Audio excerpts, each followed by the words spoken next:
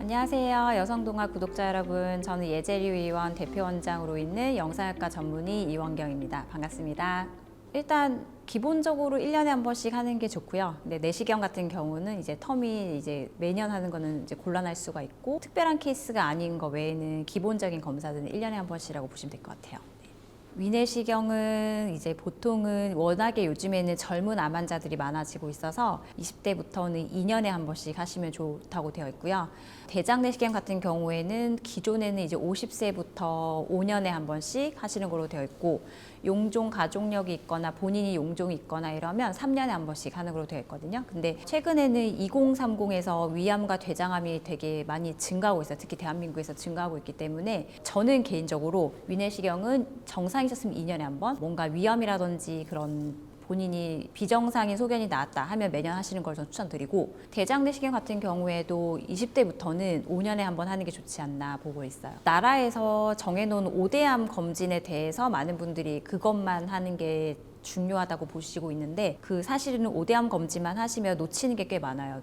그거 말고도 걸리는 암이 워낙 많기 때문에 실제로 여성분들 같은 경우에는 갑상선하고 유방암이 압도적으로 높은데, 갑상선암 같은 경우는 나라에서 필수적으로 지정해 주는 암 항목이 아니거든요. 그래서 그런 갑상선암이라든지 유방암 같은 경우에도 여자분들이 40세부터 나라에서 유방 촬영을 2년에 한 번씩 하도록 해서 지원을 해주는데, 그거로 하면은 놓치는 경우가 되게 많고, 아니면 또는 조기 진단이 다 안 되는 경우가 많기 때문에 초음파 같은 경우는 필수 항목에 포함은 되어 있지 않지만 꼭 개인적으로 챙겨야 될 필수 검진 항목 같아요. 이게 이제 불필요한 검사가 사실은 엄청나게 많거든요. 저도 영상의학과 전문의들이 보통은 검진에 대해서 다 꿰고 있다고 보시면 되는데, 제가 봐도 모르는 검사들이 되게 많더라고요. 그래서 실제로 기본적인 피검사나 혈액검사하고 소변검사는 당연히 하시는 게 맞는데, 그거 외에 이제 암 관련해서 이 검사를 하면은 특정 암을 빨리 발견해 준다 이런 식으로 뭔가 유혹하는 상품성 있는 항목들이 되게 많더라고요. 근데 그런 거는 솔직히 개인적으로 가족력이 있지 않은 이상 저는 추천드리지 않고, 그리고 이런 기본적인 피검사에서부터 시작해서 정상이라면 굳이 필요가 없는 방사선 노출이 좀 상당히 많이 될 수 있는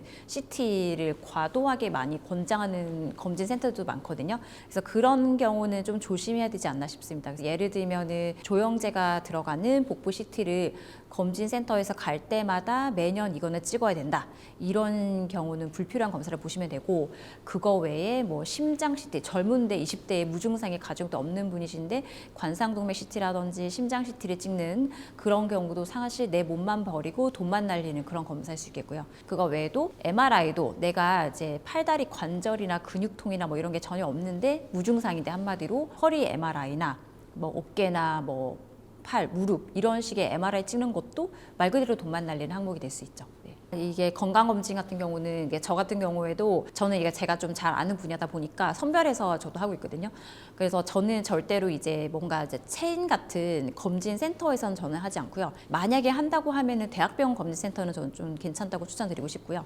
왜냐하면 대학병원에서 운영하는 검진센터에서는 반드시 전문의가 진료를 보도록 되어 있고 검사를 하도록 되어 있어요. 그런데 그렇지 않은 곳들은 비의사 분들이 초음파를 시행한다든지 이런 경우가 왕왕 있기 때문에, 저는 제 스스로는 솔직히 검진센터 자체를 아예 가진 않고, 초음파는 예를 들어서는 제가 직접 제 몸을 하기 때문에 영상의학과 전문의한테 꼭 받으시면 될 것 같고요. 영상의학과 전문의가 운영하는 병원들도 꽤 있거든요. 그래서 그런 걸 찾아서 하시면 될 것 같고, 내시경은 이제 저는 제 분야가 아니니까 내과 전문의, 그러니까 내시경 인증 소화기 내과 전문의들이 따로 있어요. 그분들께 내시경 검사를 받으시면 되고, 보통은 본인 병원을 운영하는 원장님들이 직접 하는 병원이 훨씬 믿고 맡길 수 있습니다.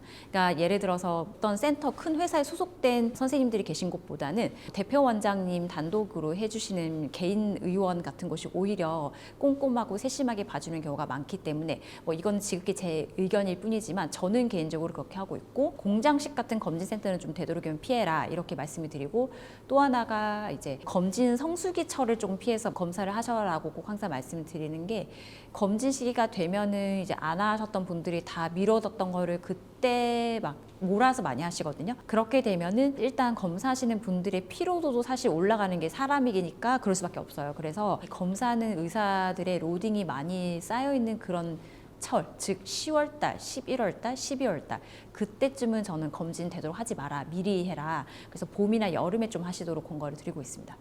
그리고 그거 외에도 뭐 또 별건 아닌 팁이긴 한데, 검사를 보통은 검사지를 직접 우편으로 날아와서 받는, 의사의 서명 없이 검사지만 따로 우편으로 받는 곳도 되게 많은데, 사실 그렇게 하면 별 의미가 없어요. 환자분들이 그렇게 꼼꼼히 그 책자를 내 몸 상태긴 하지만 막 열심히 보시는 분 잘 없거든요. 차라리 내 검사 결과를 1대1로 설명받을 수 있는 검진 센터, 즉 개인 의원일수록 그런 데가 더 잘 돼 있기 때문에 저는 그래서 항상 개인 의원을 찾아서 검사를 하고 있습니다. 요즘 인터넷이 되게 발달돼 있으니까 이제 사이트로 다 들어가서 확인을 해보시잖아요. 그래서 의료진 프로필 이런 걸 보시면 그 의원이나 병원의 대표 원장이 있어요. 그 대표 원장이 있는데 그분의 성함을 보시고 밑에 하단으로 내려가시면 그 회사명 사업자 대표가 또 있거든요.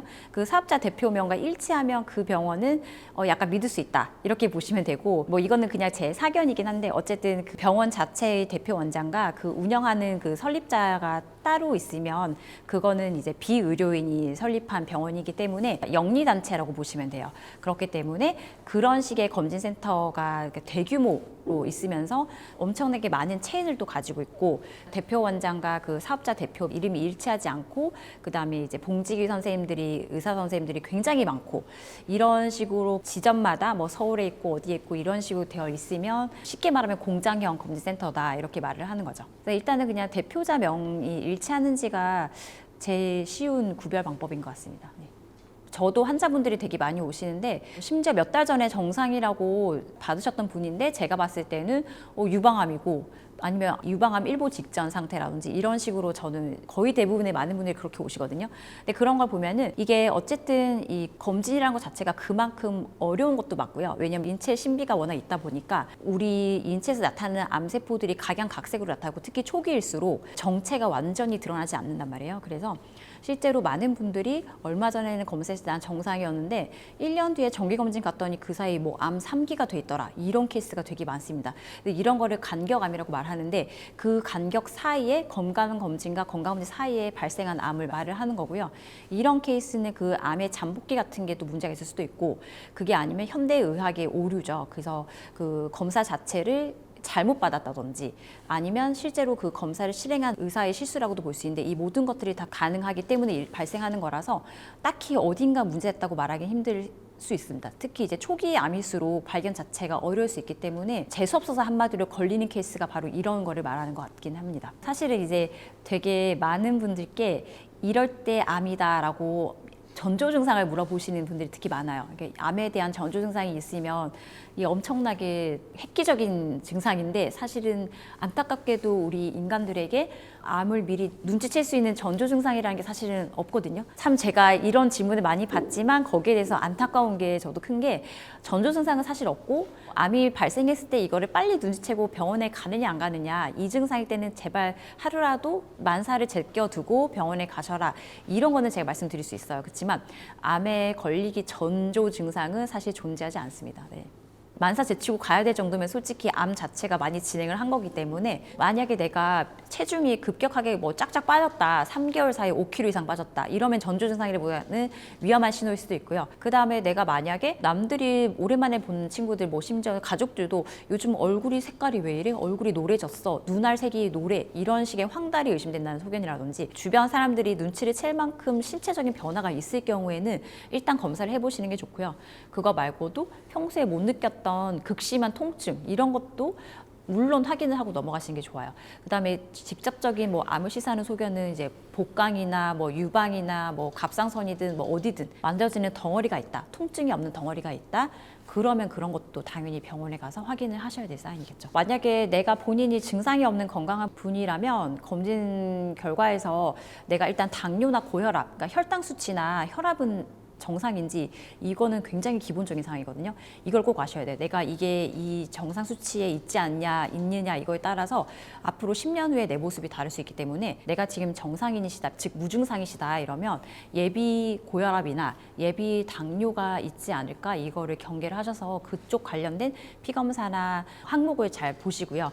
그 외 기본적인 내 몸 안의 간 기능이나 신체, 신장 기능 이런 거 다 잘 보셔야 될 것 같고, 그 다음에 이제 초음파 같은 경우랑 위대장 내시경 이런 결과는 기본적으로 당연히 살펴봐야 될 것 같아요. 그거 말고 뭔가 이제 묶어서 판매하는 추가로 엑스트라 이거는 뭐 VIP에만 제공되는 검사다, 이런 검사들일수록 조금 그 효율성이 떨어진다고 보시면 될 것 같습니다. 뭐 이거는 너무 상식적인 거라서 제가 말하면은 다들 뭐 다 아는 얘기인데 뭘 또 하냐 이렇게 생각할 수 있는데, 저도 이제 그럴수록 저는 계속 말을 하거든요. 제일 중요한 거는 이제 아침에 일어나셔서 냉수 말고 우리 실온과 비슷한 실온의 정수기 온도의 물 한 잔 드시는 게 되게 좋고요.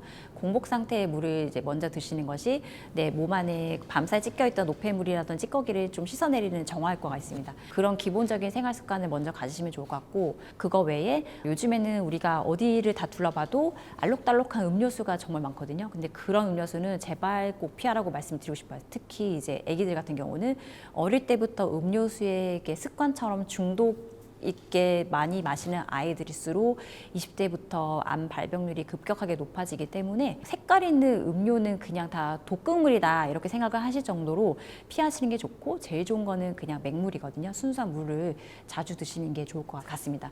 이게 별거 아닌 것 같지만 엄청나게 중요한 기본적인 생활 습관이고요.